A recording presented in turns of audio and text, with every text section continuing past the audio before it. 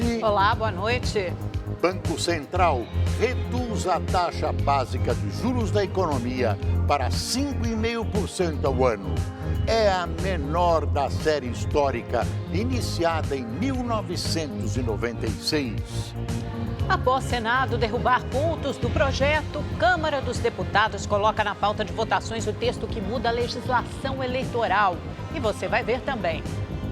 Procurador-geral assume interinamente e anuncia o retorno de procuradores da Lava Jato que haviam saído por divergências com Raquel Dodge. Operação no Complexo do Alemão, no Rio, deixa 6 pessoas mortas e um policial ferido. Registro de violência contra a mulher em Goiás.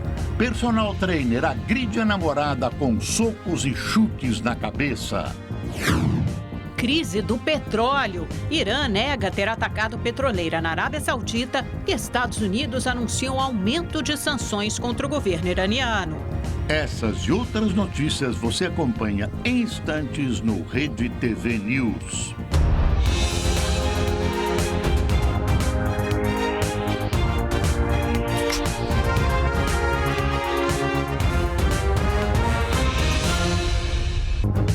Na Semana Nacional do Trânsito, um alerta. Cresce o número de motociclistas mortos nas ruas de São Paulo. De janeiro a julho deste ano, foram 165. No Instituto Luci Monteiro, 57% das vítimas de trânsito que buscam reabilitação sofrem acidentes de moto. Luci Montoro. A Semana Nacional de Trânsito e Mobilidade quer mostrar na pele a dificuldade de quem ficou limitado após um acidente de trânsito.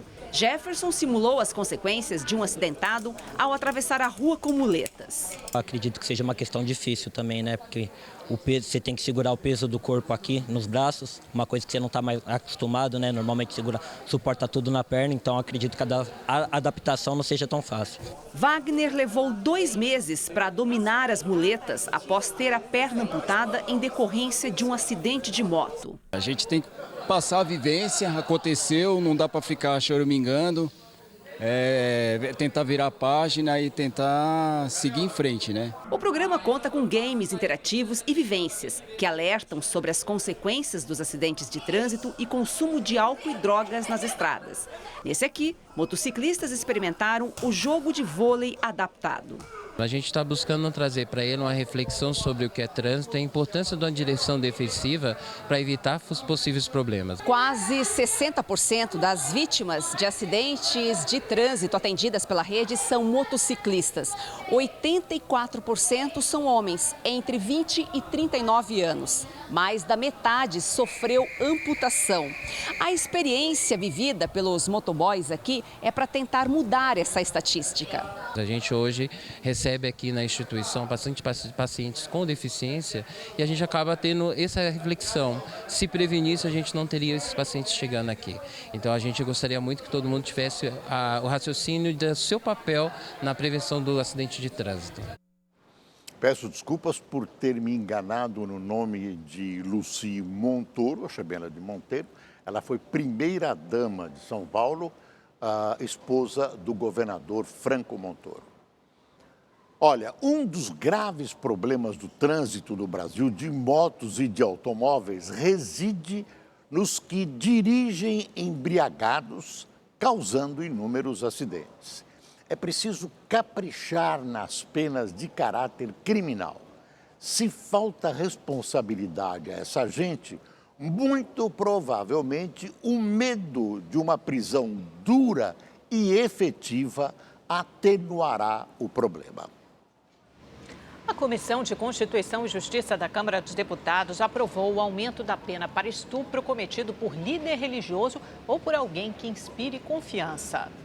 O texto aumenta a pena em 50% quando o crime sexual for cometido por padres, pastores, técnicos esportivos e familiares, por exemplo. A proposta segue para o plenário da Câmara dos Deputados. A CCJ também deu aval para a tramitação da proposta de emenda à Constituição, que permite que as CPIs utilizem a condução coercitiva. Se a PEC, que agora será analisada em uma comissão especial, for aprovada, os parlamentares poderão utilizar a polícia para obrigar acusados, investigados e testemunhas a comparecerem aos depoimentos. Atualmente, o uso da condução coercitiva por parte da Justiça está proibido por decisão do Supremo Tribunal Federal.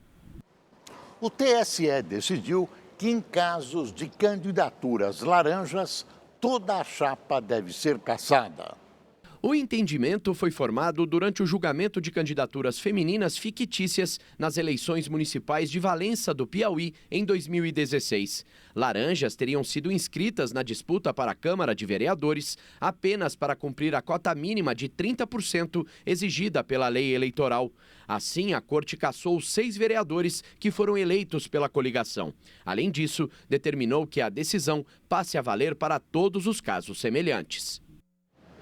Depois de uma semana de paralisação, os servidores dos Correios voltaram ao trabalho. A greve foi suspensa ontem à noite, após o sindicato da categoria aceitar o acordo de voltar às atividades até o julgamento do dissídio, que ocorre no dia 2 de outubro. Além do reajuste salarial de 3,43%, os trabalhadores não querem o corte de direitos conquistados e são contra a privatização dos Correios. O relator da reforma tributária no Senado propõe unificar 9 tributos em 2 impostos. A proposta não inclui uma nova CPMF. O parecer do senador Roberto Rocha, do PSDB do Maranhão, apresentado na Comissão de Constituição e Justiça do Senado, não prevê a redução da carga de impostos. Uma das principais mudanças está na simplificação de tributos. Pela proposta, seriam criados 2 impostos sobre operações com bens e serviços, chamados de IBS. O primeiro reuniria 7 tributos federais, como IPI, IOF, PIS e PASEP. O segundo seria a fusão do Imposto sobre Serviços, ISS, que é municipal, com o Imposto sobre Circulação de Mercadorias e Serviços, o ICMS, que a cobrança é feita pelos estados. Para evitar a perda de arrecadação de estados e municípios, com a unificação, o texto prevê uma transição de 10 anos. A proposta não faz nenhuma menção à criação de um tributo nos moldes da extinta CPMF. Após a apresentação do relatório, foi concedida a vista coletiva de 15 dias para que os integrantes da CCJ do Senado possam analisar a proposta. A previsão é que a votação no colegiado ocorra no dia 2 de outubro. Uma comissão especial da Câmara dos Deputados também discute a reforma tributária e o governo prometeu enviar uma proposta para o Congresso. Algumas pessoas entendem que há um conflito entre a Câmara e o Senado e o Executivo nas diversas propostas de reforma tributária. Eu não tenho nenhuma dúvida que deputados e senadores, a Câmara e o Senado e o governo federal, a gente vai chegar a um texto comum que possa servir ao interesse nacional. A reforma tributária é urgentíssima. O atual sistema está superado, além de ser injusto, especialmente com os mais pobres. Neste momento, fica difícil imaginar como será essa nova legislação, porque, claro, há um jogo imenso de interesses. Dados divulgados pelo IPEA, o Instituto de Pesquisa Econômica Aplicada, mostram que o país tem saldo positivo na geração de vagas de emprego, mas, por outro lado, aumento na desigualdade de renda. Depois de 4 anos com resultados negativos, o número de empregados com carteira assinada subiu. No segundo semestre deste ano, houve um aumento de 1,12% em comparação ao mesmo período do ano passado. Até julho de 2019, foram criados mais de 520 mil novos empregos formais. O estudo mostra que tem caído a taxa de inatividade na economia brasileira. Ou seja, mais indivíduos com idade de trabalhar estão no mercado ou trabalhando ou à procura de uma colocação. A pesquisa também aponta que, apesar da taxa de desemprego ter caído, houve um aumento na desigualdade de rendimento salarial dos brasileiros. As famílias de baixa renda tiveram uma queda de 1,4% nos rendimentos médios. Em 2018, era de R$ 960 e neste trimestre de 2019 passou a ser de R$ 946. Em contrapartida, na faixa mais rica da população, houve um aumento de 1,5%. Ano passado era de R$ 28.460 e agora é de quase R$ 29 mil. Os indivíduos, lotados nos domicílios de renda mais alta, eles tiveram ganhos nominais de salário maiores e, fora isso, a inflação no período ela foi maior para as famílias de mais baixa renda. Em meio à tensão entre Estados Unidos e Irã, depois do ataque às instalações de petróleo na Arábia Saudita, o presidente norte-americano Donald Trump aumentou as sanções impostas contra o governo iraniano. Os detalhes com o correspondente Luciano Júnior. Donald Trump foi curto e grosso em seu Twitter. Acabei de instruir o secretário do Tesouro a aumentar substancialmente as sanções ao país do Irã. E enviou o secretário de Estado, Mike Pompeo, para ter uma conversa com o príncipe Mohammed bin Salman para discutir o que será feito de agora em diante em relação ao Irã.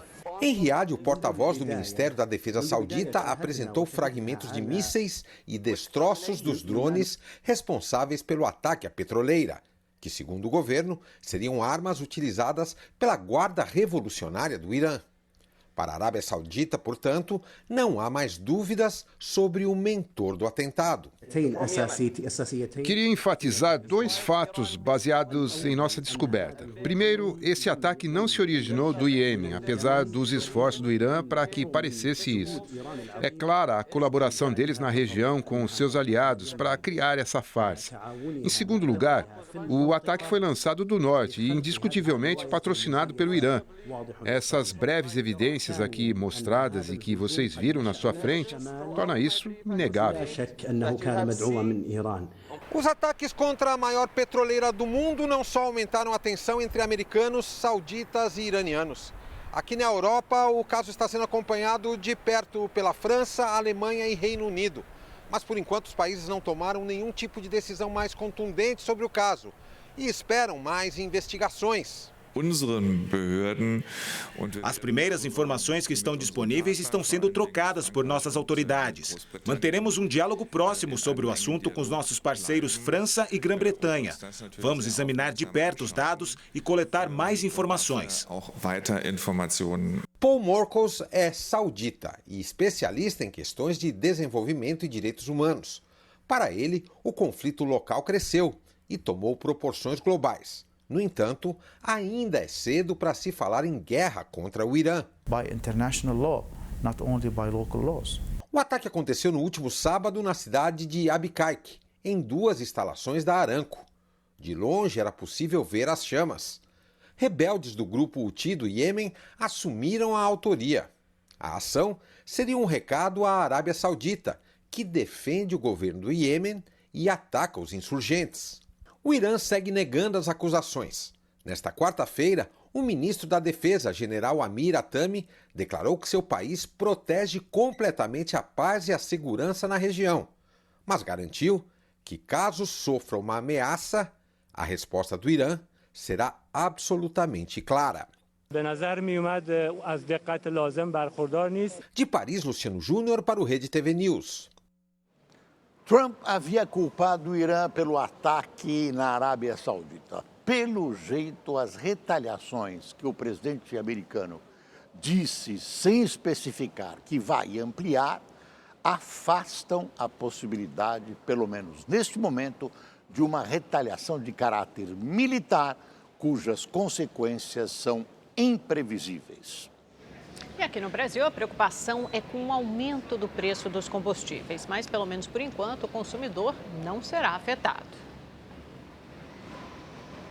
Desde a Guerra do Golfo, em 1991, o preço do barril do petróleo não tinha uma variação tão grande.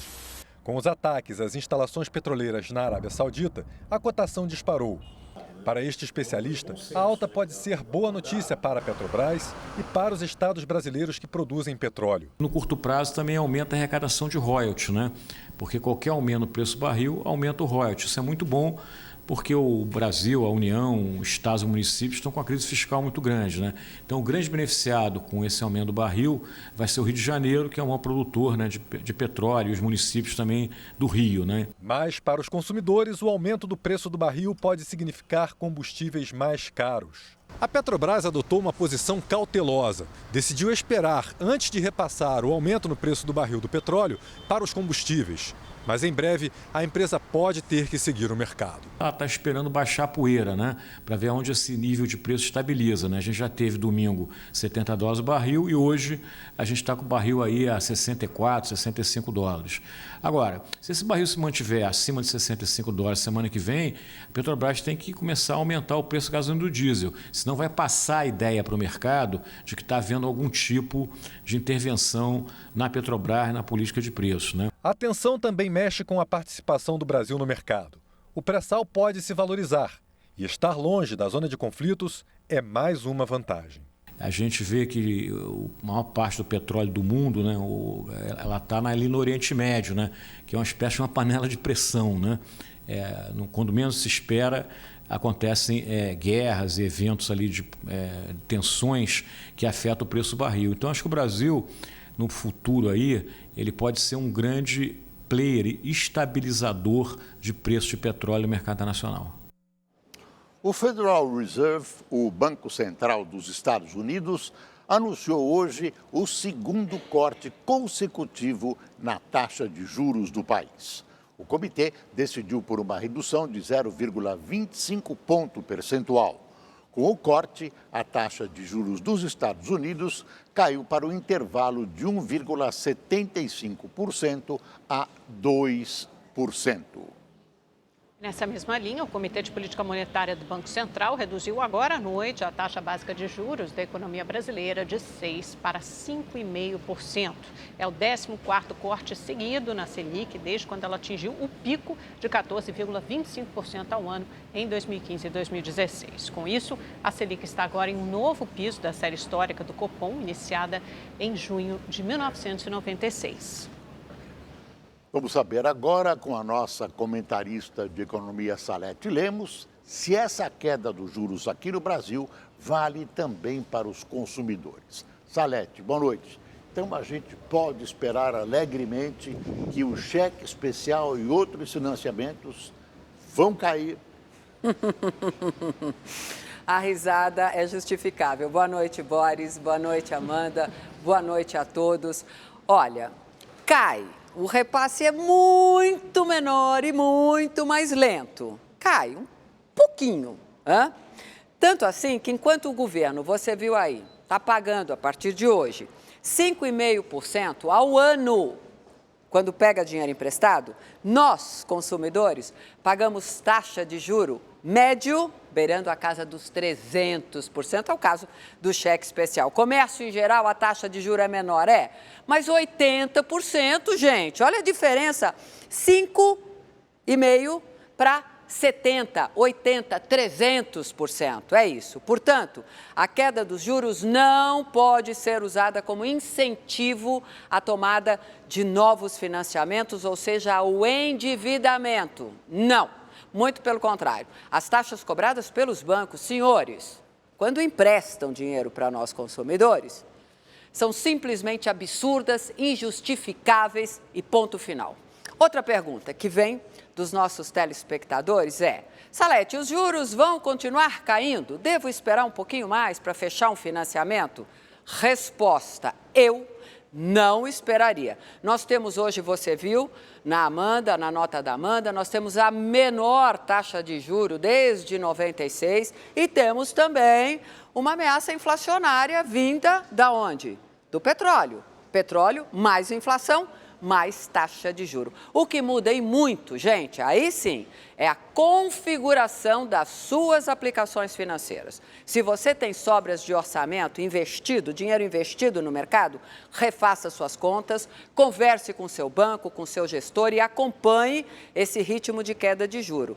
Para você fazer o quê? Para você garantir, pelo menos, o poder de compra do dinheiro que você tem aí numa reserva, senão você vai perder. É isso, Amanda. Ô, Salete, só uma última observação. A Petrobras acabou de anunciar agora o aumento do preço do diesel e da gasolina. A gente falou agora do aumento do preço do petróleo no mercado internacional e que a Petrobras eventualmente demoraria para repassar esse preço para o consumidor. Não demorou nada, só 2 ou 3 dias. Já subiu diesel? 4,2% do diesel nas refinarias e 3,5% da gasolina, mas tem que lembrar que a gasolina tem a mistura com etanol, então normalmente esse repasse para o consumidor é um pouco menor. Para nós consumidores, isso significa também o quê?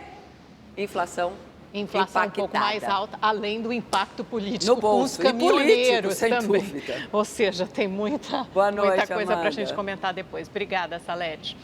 A Comissão de Constituição e Justiça do Senado confirmou para quarta-feira que vem a sabatina de Augusto Aras, indicado pelo presidente Bolsonaro à chefia do Ministério Público Federal. Hoje, o procurador-geral interino, Alcides Martins, tomou posse.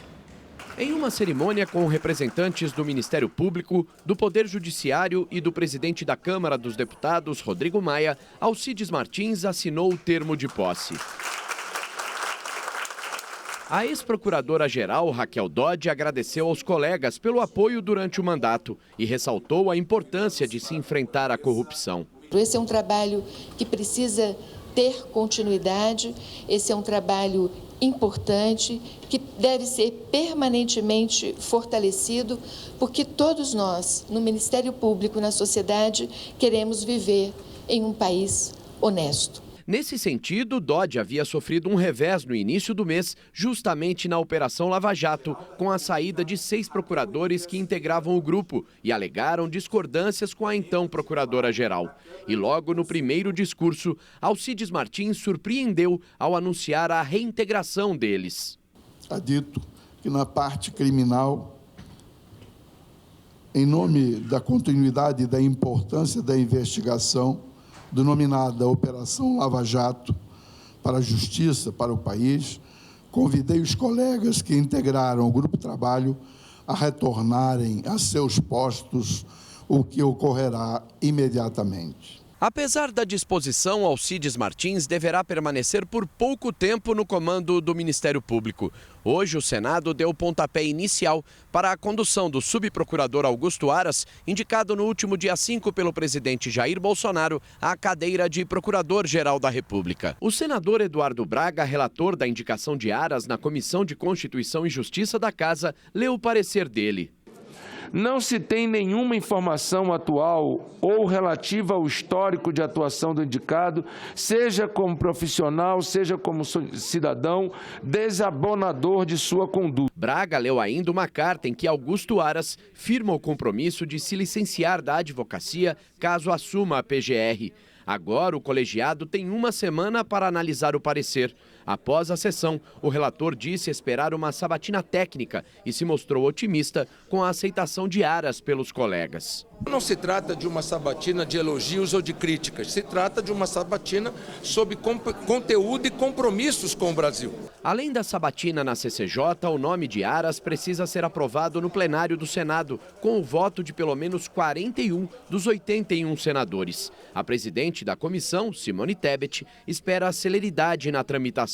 Dá para encerrar e nós iremos encerrar a sabatina no dia 25. A depender do horário, da manifestação, da vontade soberana da comissão, poderá estar sendo solicitado pedido de urgência para plenário. Aí é uma decisão do presidente pautar no mesmo dia ou não. Tudo indica que o nome de Aras será facilmente aprovado. Essa sabatina é meramente protocolar. O que se espera dele é que não acabe sendo um dos coveiros da Operação Lava Jato que está ajudando a passar o Brasil a limpo. No segundo dia de visita ao Japão, o governador de São Paulo, João Dória, participou de uma reunião na Embaixada do Brasil em Tóquio e visitou grandes empresas dos setores de tecnologia, petróleo e gás. Quem conta é o correspondente Marcelo Espíndola. O café da manhã com investidores e representantes de bancos na Embaixada Brasileira em Tóquio foi o primeiro compromisso do dia. Segundo o governador João Dória, os japoneses se interessaram pela redução de burocracia para investir no estado de São Paulo e quiseram conhecer mais os 12 polos de desenvolvimento econômico. Nós seguimos o modelo alemão, o modelo canadense, e tem funcionado muito bem, porque onde você define um polo, por exemplo, metal metalúrgico, toda a cadeia é desenvolvida para formação de mão de obra, facilidades logísticas, licenças e outras desburocratizações que facilitam os investimentos e agilizam os processos.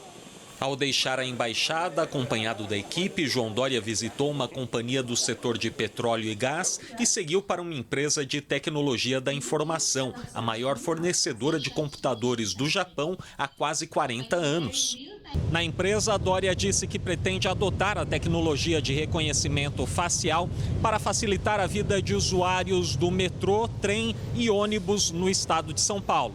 Com isso, nós não teremos mais a utilização de cartões, de papel e nem sequer de celulares. Será reconhecimento facial, mais rápido, mais seguro, antifraude e com uma velocidade muito maior. Marcelo Espíndola, enviado especial a Tóquio para o Rede TV News. A polícia do Rio de Janeiro investiga a morte do ex-presidente do Odebrecht Energia, Henrique Valadares. Ele foi encontrado morto no apartamento onde morava. O corpo de Henrique foi encontrado ontem no apartamento onde ele morava, no Rio de Janeiro. Segundo a polícia, não havia sinais de arrombamento no imóvel nem de luta. A causa da morte ainda é indeterminada. Henrique Serrano Valadares foi presidente da Odebrecht Energia e delator da Operação Lava Jato, que revelou supostas propinas para o deputado federal Aécio Neves, do PSDB de Minas, e para o ex-senador Edson Lobão, do MDB do Maranhão. O executivo era apontado por outros delatores da empreiteira como um dos negociadores de 30 milhões de reais de propina para Aécio atuar a favor dos projetos de usinas hidrelétricas em Rondônia para atender interesses da empreiteira e da Andrade Gutierrez. Precisa investigar muito bem essa morte. Mais de 200 pássaros contrabandeados foram apreendidos hoje pela Polícia Rodoviária Federal em Minas Gerais. O homem que transportava as aves foi preso. Os pássaros e o motorista de 55 anos foram levados para a sede da Polícia Federal em Belo Horizonte. De acordo com os policiais, ele foi parado em uma blitz de rotina hoje de manhã na BR-040 em Sete Lagoas. Dentro do carro havia 130 papagaios, muitos ainda sem a plumagem, 80 pássaros pretos, uma arara canindé e um trinca-ferro. As aves estavam em caixas no banco traseiro e no porta-malas. Os animais foram encaminhados para o Ibama. O preso já tinha 2 passagens pelo mesmo crime e agora será investigado por tráfico de animais. Infelizmente, já há animais mortos. Apesar que a gente fez de tudo para chegar rápido, já há animais mortos. Ele já tem passagem por isso, a grande quantidade, então não são pessoas pequenas. É provavelmente uma quadrilha grande. Os policiais militares filmados quebrando um carro em São Paulo foram afastados dos serviços operacionais. As imagens mostram quando um carro cinza tenta sair de ré, mas ele bate em outro veículo e policiais militares a pé e em viaturas se aproximam. Os PMs tiram os ocupantes do carro, que saem correndo. Um policial parece furar o pneu do veículo, enquanto o outro, com uma barra, bate no carro. Segundo testemunhas, a ação aconteceu no último sábado. A rua, na zona sul de São Paulo, é famosa por receber festas de pancadões e a polícia costuma dispersar os frequentadores. A PM abriu um inquérito para apurar o caso. 2 comunidades da zona norte do Rio de Janeiro registraram tiroteios intensos nesta manhã. No Complexo do Alemão, uma operação deixou 5 pessoas mortas e 1 policial ferido.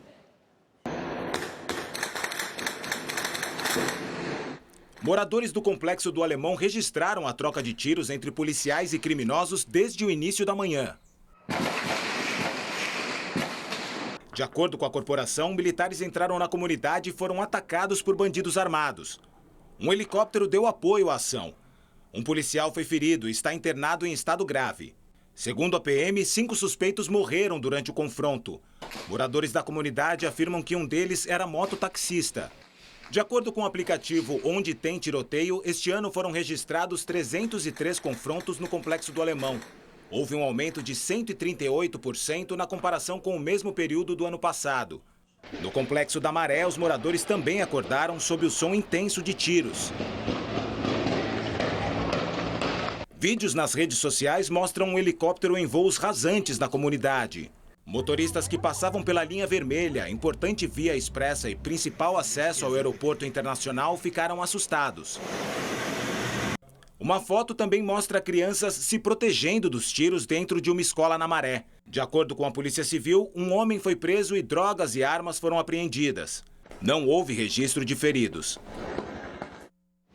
Um personal trainer espancou a namorada de 33 anos em Goiânia. A agressão foi gravada por câmeras de segurança. O espancamento começou em uma praça quando os dois iam para a igreja no mês passado. Murilo Moraes se aproxima e soca a mulher no rosto. Ela cai e recebe vários chutes na cabeça. Depois, o homem ainda bate a cabeça dela várias vezes no chão. Pessoas que passavam pelo local se aproximam. Um policial civil aponta a arma para o agressor e ele se afasta. O personal trainer é seguido pelo agente.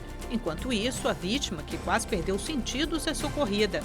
Murilo ainda tentou fugir, mas foi preso em seguida e vai responder por lesão corporal e tentativa de homicídio. Ele já tinha passagem por ameaça e injúria contra outra mulher. A jovem passa por fisioterapia para recuperar o movimento de um dos braços, que ficou paralisado por causa da agressão. O filho da empresária cearense, que morreu baleada há quase 20 dias, prestou depoimento hoje e disse à polícia que a mãe sofria agressões do namorado. O caso era investigado como suicídio, mas agora a suspeita é de feminicídio. O adolescente de 14 anos, que aparece nas imagens carregando a mãe ferida para o elevador, disse à polícia que há meses Jamile Correia era agredida pelo namorado, o advogado Aldemir Pessoa Júnior. O jovem afirmou que presenciou agressões verbais e físicas e que eram constantes. Neste áudio, enviado por Aldemir para amigas de Jamile, ele fala sobre a morte da companheira. Como se tratou de um ferimento através de arma de fogo, tá certo? Ela precisa passar pelo IML e posteriormente a um inquérito policial, tá certo? Que depois, se necessário for, faremos os esclarecimentos, tá? Mas enfim, eu prefiro inclusive até nem entrar nesse detalhe do motivo, do porquê, ou até mesmo entrar no detalhe do que fez, da ação. O que interessa é que ela foi, o que interessa é que ela não está mais aqui, o que interessa é que a lembrança dela e a alegria vai ficar. Jamile de Oliveira Correia completaria 47 anos hoje. A morte era investigada como suicídio. Agora, o namorado dela passou a ser tratado como suspeito de feminicídio após imagens de câmeras de segurança mostrarem ele agredindo Jamile no carro e correndo atrás da vítima, que morreu no dia 31 de agosto com um tiro no peito. E olha, apesar de toda a campanha de vacinação, um novo balanço da Secretaria de Saúde de São Paulo, divulgado hoje, mostra que os casos de sarampo no estado aumentaram quase 20% em uma semana. A Secretaria de Saúde de São Paulo confirmou 4.299 casos de janeiro até agora, 708 a mais que na semana passada. 55% se concentram na capital. O número de cidades do estado com a confirmação da doença também aumentou de 134 na semana passada para 160 nesta semana. São Paulo registrou em agosto 3 mortes por sarampo, 2 delas de bebês, o que reforça a importância da vacina nesse público mais vulnerável, principalmente a dose 0 em crianças de 6 a 11 meses de vida. No dia 13, o Ministério da Saúde divulgou o balanço no país nos últimos 90 dias. Foram 3.339 casos de sarampo em 16 estados. Pernambuco também registrou uma vítima fatal. De São Paulo, Caroline Rosito, para o Rede TV News. São Paulo teve uma das madrugadas mais quentes do ano e a tarde mais seca. Será que vai continuar assim? Veja agora a previsão do tempo para amanhã. A quinta-feira promete ser mais um dia de calor intenso pelo Brasil. Temperaturas seguem altas, acima dos 30 graus, em praticamente todas as capitais. Apenas no sul é que o clima fica bem mais fresco. Em Porto Alegre, mínima de apenas 13 graus. Em Florianópolis, a máxima não passa dos 23.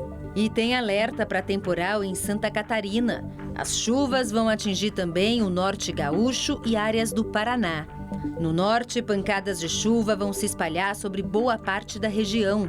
A chuva deve ser mais intensa na faixa oeste, entre o Acre e Roraima. O temporal deve chegar a qualquer hora do dia em Boa Vista, Manaus e Rio Branco. Mesmo assim, o ar fica abafado e quente. E o ar seco continua cobrindo grande parte do Brasil.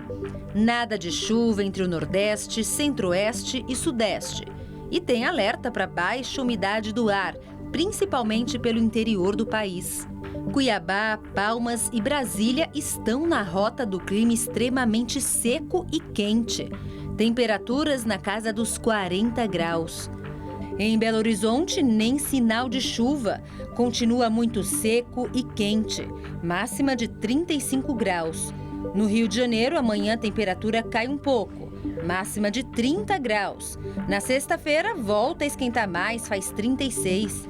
Na capital paulista, sol e calor estão garantidos pelo menos até sexta-feira, quando faz 36 graus. Os deputados voltarão a discutir alterações na legislação eleitoral. Ontem, o Senado derrubou todas as mudanças, ou praticamente todas, que haviam sido feitas pela Câmara. O projeto de lei com alterações nas regras eleitorais voltou hoje para a Câmara dos Deputados. O retorno aconteceu porque, na noite de ontem, o Senado excluiu todas as mudanças que tinham sido feitas.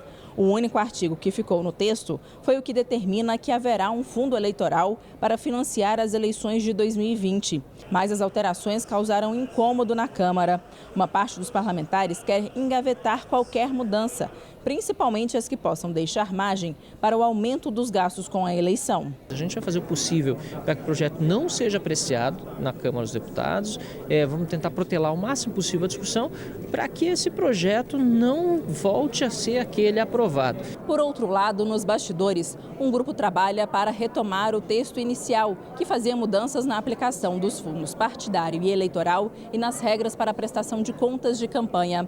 Essa proposta foi muito criticada por diminuir a transparência e dar a possibilidade de aumentar a quantidade de recursos públicos gastos com a eleição. Ainda existe a polêmica de que, por questões regimentais, só seria possível retomar o texto inteiro e não fazer mudanças pontuais. Mas o presidente da Câmara, Rodrigo Maia, que é defensor da proposta, garantiu que serão retomadas apenas algumas partes e o que for prejudicial vai ficar de fora. Sabe que alguns pontos geraram polêmica, que precisam ser ou mantidos fora do texto ou melhorada a sua redação com alguma emenda de redação, mas nós não temos dúvida que nós votamos, na maioria dos artigos, aquilo que nós entendemos que é o melhor para o processo eleitoral e partidário. Não está decidido como ficará o fundo eleitoral. Pela proposta do Senado, o valor vai ser definido na lei orçamentária anual. Um acordo foi feito para que seja mantido o mesmo valor das eleições de 2018, que foi de 1 bilhão e 700 milhões. Mas já tem gente desconfiada do combinado. Não tem como você garantir um acordo numa votação de orçamento. A votação do orçamento ela é sempre feita na última sessão do último dia da legislatura, em dezembro. É sempre uma sessão tumultuada. Uma proposta ilimitando o valor, quer dizer, deixando o valor em aberto na totalidade das emendas de bancada. Isso deixa margem a você imaginar que o fundo eleitoral possa ser maior do que já foi em 2018. E a desconfiança tinha motivo. O presidente do Senado, Davi Alcolumbre, que ontem participou das negociações, hoje mudou de discurso. Nenhum momento houve um acordo com nenhum senador ou com nenhum deputado sobre a relação do fundo. Manter o fundo da eleição passada, que é desproporcional em relação, eu acho que é um erro. Já o presidente da Câmara reiterou que não há caixa para destinar mais recursos para a eleição. Está colocado já na peça orçamentária. Não tem espaço orçamentário nem para você mexer no orçamento. O orçamento está muito restrito esse ano. Querem aumentar mesmo. E a Câmara dos Deputados já colocou na pauta de votação o projeto que trata das mudanças na legislação eleitoral. A repórter Caroline Aguiar está no Congresso Nacional e tem mais informações. Boa noite, Carol. Como é que está a votação? Boa noite, Boris. Boa noite, Amanda, todos que nos acompanham. Bom, os deputados nesse momento estão discutindo a proposta. Está acontecendo aquele famoso kit obstrução, que é a tentativa de adiar, de atrasar a votação. Mas, apesar dessa obstrução, já há um entendimento de como deve ser a votação e de como deve ficar esse texto depois da votação aqui na Câmara. A intenção dos deputados é retomar a proposta que foi derrubada pelo Senado. Ou seja, eles vão voltar com todas as mudanças, mas vão tirar alguns pontos que são os que mais criaram polêmica. Então, deve ser retirada a possibilidade dos partidos e candidatos fazerem prestação de conta em qualquer tipo de sistema. Isso foi muito criticado porque poderia dificultar a fiscalização das contas. Então, isso deve ser retirado e deve ficar como é hoje, a prestação de contas feita no sistema único do Tribunal Superior Eleitoral. Também deve ser retirado o prazo, a extensão do prazo para a prestação de contas. O projeto previa que os candidatos poderiam fazer alterações, correções na prestação de contas até a data do julgamento dessas contas.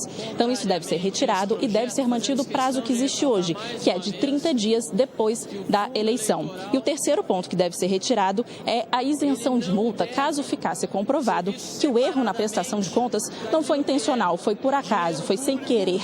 Mas isso deve ser retirado e sim, o candidato que tiver erro na prestação de contas deve sim ser mudado, deve ser multado. Um ponto que a gente falou muito foi o fundo eleitoral, né? E ele deve ficar como veio do Senado, um fundo eleitoral para financiar as eleições de 2020, mas não se sabe quanto ele vai custar. A gente viu aí na reportagem que tinha um acordo para que ele fosse igual ao de 2018, mas pelo jeito esse acordo subiu no telhado e esse fundo só deve ser decidido, o valor do fundo só deve ser decidido lá no fim do ano, quando eles votarem a lei orçamentária. Outro texto que foi muito polêmico aqui é um que abria a possibilidade para usar o fundo partidário para pagar advogado. Eles vão fazer uma mudança para ficar claro que o advogado só pode ser pago com o fundo partidário se o processo for relacionado à eleição. Lembrando que para essas regras valerem para a eleição do ano que vem, elas têm que ser votadas e sancionadas pelo presidente Jair Bolsonaro até o dia 3 de outubro. Caroline Aguiar, ao vivo de Brasília para o Rede TV News. Obrigada, Carol. 26 crianças e 2 professores morreram em um incêndio numa escola islâmica na Libéria. Os alunos estavam dormindo quando o fogo começou por volta da meia-noite. O incêndio atingiu o prédio da escola religiosa e o dormitório. Segundo autoridades, as crianças não conseguiram escapar porque não havia saída de emergência no local e as janelas estavam fechadas e tinham grades. 2 pessoas ficaram feridas e permanecem internadas em estado grave. As causas do incêndio são investigadas. Com votos de governistas e opositores, o Senado argentino aprovou hoje, por unanimidade, a Lei de Emergência Alimentar, que aumenta recursos para políticas públicas de alimentação e nutrição. A medida tenta amenizar as consequências da crise econômica no país. Veja na reportagem de Luciana Tadeu, de Buenos Aires.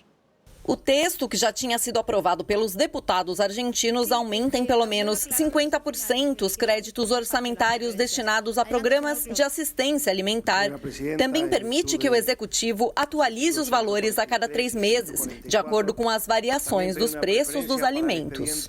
A lei prorroga até 2022 um decreto governamental de 2002 contra a fome. Os recursos adicionais são de aproximadamente 725 milhões de reais.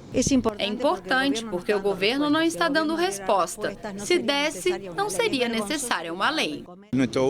Principalmente neste último ano, as pessoas estão numa situação muito difícil.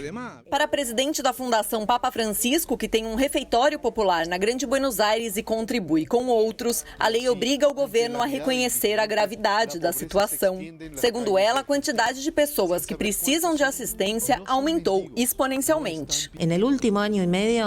Há 1 ano e meio nós ajudávamos 2.000 famílias, agora são 6.000. Aí você percebe a deterioração do tecido social e trabalhista que levou as pessoas a um estado de pobreza. Segundo o Observatório da Dívida Social da Universidade Católica da Argentina, 13% das crianças no país passaram fome e mais de 29% reduziram sua dieta em 2018. O presidente Maurício Macri tem evitado falar na votação da Lei de Emergência Alimentar, mas reconheceu que a situação econômica dos argentinos está cada vez mais difícil. Luciana Tadeu, de Buenos Aires, para o Rede TV News. O Parlamento da União Europeia aprovou hoje uma resolução que permite um novo adiamento do Brexit. A votação terminou com 544 votos a favor e 126 contra. O documento aprovado reitera uma possível extensão da data limite do Brexit se houver um propósito específico, como evitar a saída sem acordo ou então realizar eleições gerais. Mas em discurso no plenário em Estrasburgo, o presidente da Comissão Europeia, Jean-Claude Juncker, disse que o primeiro-ministro britânico Boris Johnson garantiu que o Reino Unido deixará a União Europeia em 31 de outubro. Com ou sem acordo. Eu respondi ao primeiro-ministro que o risco de um não acordo é real e pode ser a escolha do governo do Reino Unido, mas nunca será a escolha da União Europeia. Enquanto isso, a Suprema Corte Britânica segue analisando a suspensão do Parlamento do Reino Unido imposta por Johnson. O resultado deve sair amanhã. Entre observadores, há quem opine que qualquer tipo de imposição contra o prazo final do Brexit será um alívio na realidade para Boris Johnson, que já foi muito longe na sua intransigência e não teria condições políticas de recuar. Impossível que ele não veja os prejuízos que o Brexit causa à Grã-Bretanha. Com mais de 90% dos votos apurados, o resultado parcial das eleições em Israel aponta que o primeiro-ministro de Israel, Benjamin Netanyahu, e o principal adversário, Benny Gantz, estão praticamente empatados, com uma ligeira vantagem para o Benny Gantz até agora, possivelmente de um assento no parlamento.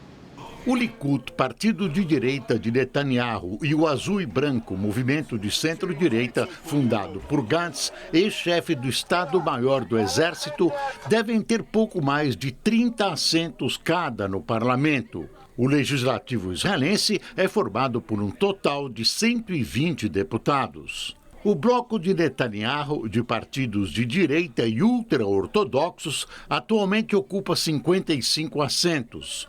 O bloco de centro-direita tem 56 assentos. Apesar de provavelmente não conseguir maioria, Netanyahu disse hoje que tentará liderar uma coalizão governista com seus aliados religiosos e nacionalistas. O primeiro-ministro afirmou que se opõe a quaisquer partidos árabes anti-sionistas. Tanto Gantz quanto Netanyahu prometem aumentar os assentamentos em territórios ocupados. Sem certeza de vitória, o premier de Israel disse que não vai à Assembleia Geral da ONU. Em Porto Alegre, é dia de decisão na Copa do Brasil. O Atlético Paranaense leva uma pequena vantagem sobre o Internacional. Quem tem as informações é o repórter Eduardo Ostermaier. A grande final da Copa do Brasil já começou com polêmicas. Eu sei que o Rio Grande do Sul também está bastante confiante lá, o pessoal já falando em virada, já falando em título, já tem chopp comprado, um monte de coisa, e a gente está alerta. Eu acho que o futebol não cabe mais isso, no futebol não cabe mais tá criando história para motivar. O Internacional fez mistério. Os últimos treinos foram fechados no estádio Beira-Rio. O capitão D'Alessandro é a principal dúvida na equipe. Ele ainda se recupera de dores e pode ficar de fora. Mesmo com a vantagem de 1-0, os atleticanos chegam com cautela em Porto Alegre. O treino de reconhecimento do gramado no Beira-Rio foi cancelado, porque o time ficou preso no aeroporto com a chuva da noite passada. No final de semana, o Furacão jogou com um time reserva e perdeu para o Lanterna Avaí no Brasileirão. Situação que os paranaenses precisam esquecer para focar na final. Inter e Atlético Paranaense têm pouca tradição em Copa do Brasil. O Colorado conquistou o título apenas uma vez, em 1992. Já o Furacão chegou mais perto de ser campeão em 2013, quando perdeu para o Flamengo e ficou com o vice. Oportunidade para ambas as equipes e a certeza de quem levantar a taça esta noite aqui no Beira-Rio estará fazendo história. A última derrota do Inter no Beira-Rio foi no Gauchão. Mas sabe qual a receita para essa hegemonia jogando em Porto Alegre? Acho que temos muita confiança de jogar na nossa casa, o apoio do torcedor ajuda muito, nos sentimos muito à vontade, conhecemos muito bem nosso campo, então muda muito. O porta-voz da presidência, Otávio Rego Barros, anunciou agora à noite que o quadro clínico do presidente Jair Bolsonaro evoluiu muito bem e, por isso, ele vai sim viajar à Assembleia Geral da ONU em Nova York. Bolsonaro passou por uma cirurgia há 10 dias para correção de uma hérnia no abdômen, já está em Brasília e o discurso do presidente no encontro das Nações Unidas está marcado para o dia 24 de setembro. O Rede TV News fica por aqui. Uma ótima noite para você. Boa noite, até amanhã.